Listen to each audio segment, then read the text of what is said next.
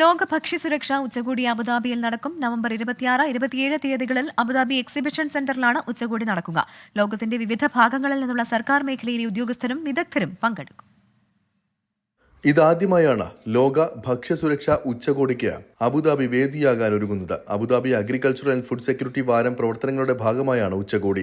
UAE vice പ്രസിഡന്റും ഉപപ്രധാനമന്ത്രിയും presidential court ചെയർമാനും Abu Dhabi agricultural and food safety authority director board ചെയർമാനുമായ Sheikh Mansour bin Zayed Al നഹ്യാന്റെ മേൽനോട്ടത്തിൽ നവംബർ 26, 27 തീയതികളിൽ അബുദാബി എക്സിബിഷൻ സെന്ററിലാണ് ഉച്ചകോടി നടക്കുക.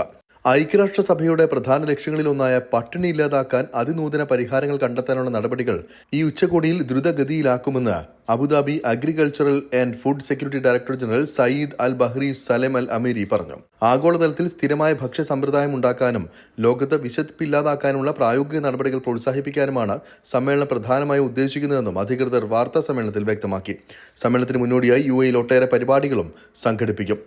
24 അബുദാബി.